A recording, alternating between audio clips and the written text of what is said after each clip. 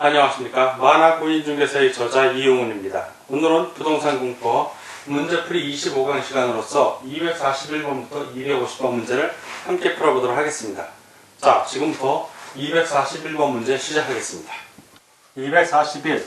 건축법령상 건축물의 높이 제한에 관한 설명 중 틀린 것은 1. 전용 주거지역 및 일반 주거지역 안에서 건축하는 건축물의 높이는 1조 등의 확보를 위하여 높이 9m를 초과하는 부분은 정남 방향의 인접대지 경계선으로부터 당해 건축물의 각 부분 높이의 2분의 1 이상을 띄어야 한다. 정남이 아니라 정북입니다.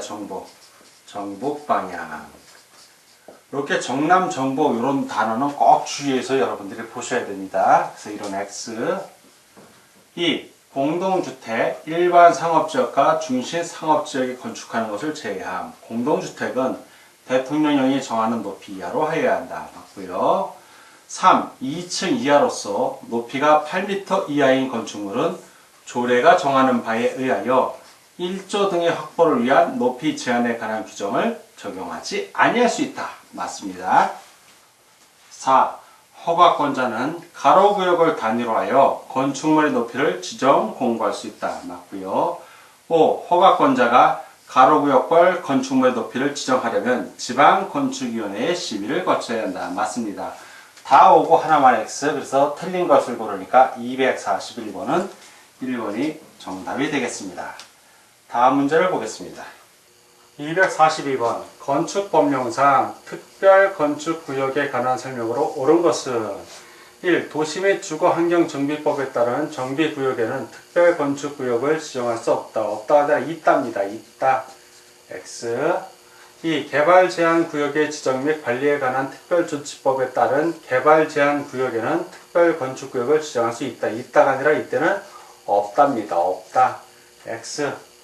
3. 특별건축구역 지정 신청이 접수된 경우 해양부가 아니라 교통입니다. 국토교통부 장관은 지금 여기 문제표가 좀 잘못됐습니다. 지정 신청을 받은 날부터 15일 이내에 중앙건축위원회의 심의를 거쳐야 한다. 15일이 아니라 30일입니다. 30일. 그래서 X. 4. 특별건축구역에서는 문화예술진흥법에 따른 건축물에 대한 미술, 장식 관련 규정을 개별 건축물마다 적용하지 아니하고 특별건축구역 전부 또는 일부를 대상으로 통합하여 적용할 수 있다. 요거 맞습니다. 요거는 정확하게 설명이 되어 있습니다. 5. 특별건축구역을 지정하는 경우 국토의 계획 및 이용에 관한 법률에 따른 용도지역의 지정이 있는 것으로 본다. 보는 것은 아니다. 보지 않는답니다. X.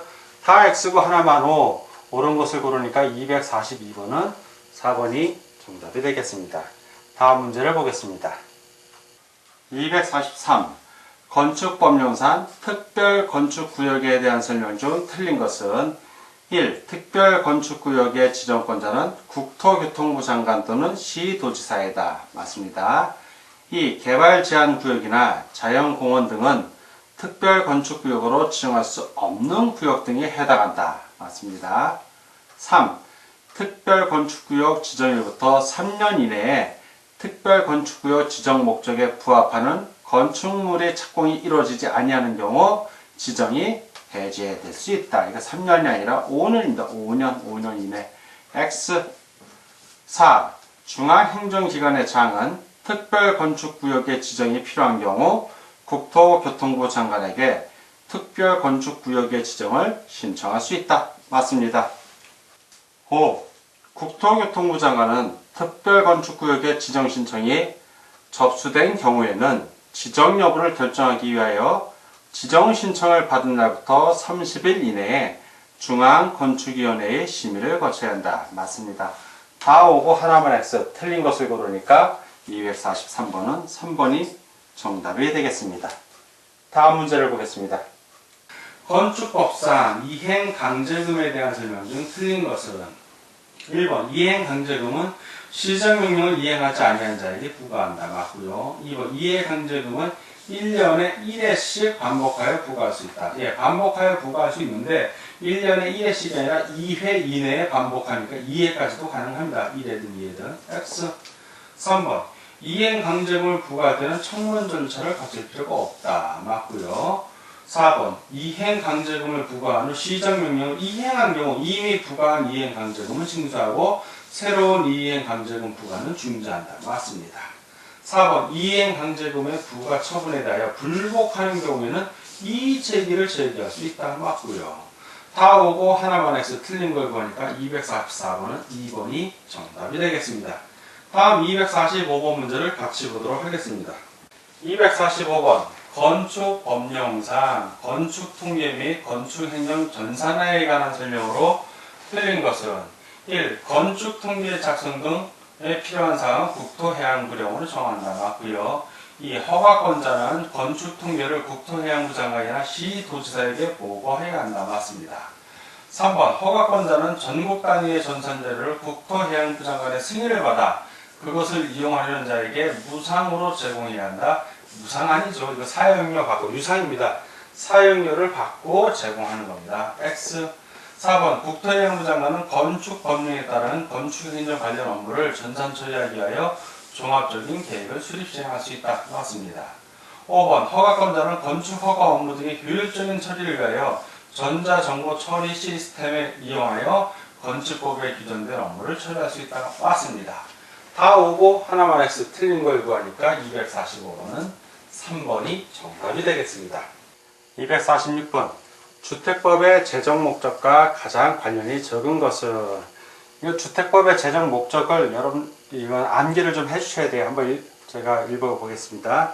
주택법은 쾌적하고 살기 좋은 주거 환경 조성이 필요한 주택의 건설, 공급 및 주택시장의 관리 등에 관한 사항을 정함으로써 국민의 주거 안정과 주거 수준의 향상에 이바지함을 목적으로 한다.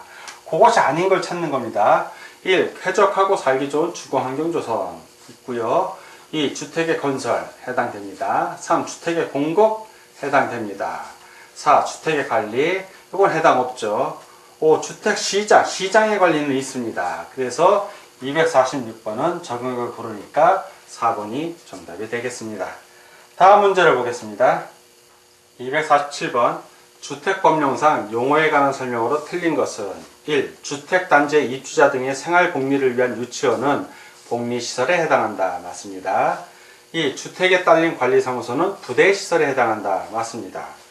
3. 준주택이란 주택외의 건축물과 그 부속 토지로서 주거시설로 이용 가능한 시설을 말하며 그 종류에는 기숙사, 다중생활시설, 오피스텔 등이 있다. 맞습니다. 4. 도시형 생활주택이란 300세대 미만의 국민주택 규모에 해당하는 주택으로서 대통령령으로 정하는 주택을 말한다. 맞습니다. 5. 수도권에 소재한 읍 또는 면 지역의 경우 국민주택 규모의 주택이란 1호 또는 1세대당 주거 전용 면적이 100제곱미터 이하인 주택을 말한다. 100제곱미터 이하가 아니라 85제곱미터 이하입니다. 100제곱미터가 이하가 되려면 수도권에 소재한 게 아니라 수도권을 제외한 도시지역이 아닌 읍 또는 면 지역이어야 됩니다. 그래서 여기서는 X 다 오고 하나만 X 틀린 것을 고르니까 247번은 5번이 정답이 되겠습니다. 다음 문제를 보겠습니다. 주택법령상 부대시설이 아닌 것은 어린이놀이터 그리고 유치원, 경로당 이런 것들은 뭐라고 그랬죠? 복리를 위한 시설이에요. 복리, 부대시설이 아니라 복리시설입니다. X고 관리사무소, 담장, 건축설비, 주차 이런 건 다 부대시설 맞습니다. 그래서 248번은 아닌 거 1번이 정답이 되겠습니다. 다음 249번 문제를 같이 보도록 하겠습니다. 249번. 주택법령상 사업주체가 일반인에게 공급하는 공동주택 중 공공택지에서 건설 공급하는 주택의 경우에는 주택법에서 정하는 기준에 따라 산정되는 분양가격 이하로 공급해야 한다. 이에 해당하는 공공택지가 아닌 것은 1. 국민주택 건설을 위한 대지 조성 사업에 의해 개발 조성되는 공동주택 건설 용지에 해당됩니다. 2. 택지 개발 사업에 의해 개발 조성되는 공동주택 건설 용지 역시 해당됩니다. 3. 산업단지 개발 사업에 의해 개발 조성되는 공동주택 건설 용지에 해당되고요. 4. 공공주택 지구 조성 사업에 의해 개발 조성되는 공동주택 건설 용지 역시 해당됩니다. 5. 환지 방식이 적용되는 도시개발 사업에 의해 개발 조성되는 공동주택 건설 용지. 환지 방식이 아니죠. 환지 방식이 아니라 수용 또는 사용 방식입니다. 그러니까 수용 또는 사용 방식과 혼용 방식 중에서 수용 또는 사용 방식이 적용되는 도시개발 사업입니다. 그래서 이것은 X 다 오고 하나만 X 아닌 것을 고르니까 249번은 5번이 정답이 되겠습니다. 다음 문제를 보겠습니다. 250번 주택법령상 원룸형 주택의 요건에 관한 설명으로 틀린 것은 1. 세대별로 독립된 주거가 가능하도록 욕실, 부엌을 설치해야 한다. 맞습니다. 2. 주거 전용 면적이 20제곱미터인 경우 욕실 및 보일러실을 제외한 부분을 한 개의 공간으로 구성해야 한다. 맞습니다. 3. 주거 전용 면적이 40제곱미터인 경우 욕실 및 보일러실을 제외한 부분을 두 개의 공간으로 구성할 수 있다. 맞습니다. 4. 세대별 주거 전용 면적이 60제곱미터인 경우 원룸형 주택에 해당한다. 해당하지 않죠. 원룸형 주택은 세대별 주거 전용 면적이 14제곱미터 이상 50제곱미터 이하이어야 합니다. 그래서 이것은 X. 5. 각 세대는 지하층에 설치하여서는 아니 된다. 맞습니다. 다 오고 하나만 X. 틀린 것을 고르니까 250번은 4번이 정답이 되겠습니다. 자, 지금까지 부동산 공법 문제풀이 25강 시간이었고 241분부터 250번 문제를 함께 풀어봤습니다. 오늘도 문제 푸느라고 수고 많으셨습니다. 다음 시간에 뵙겠습니다. 감사합니다.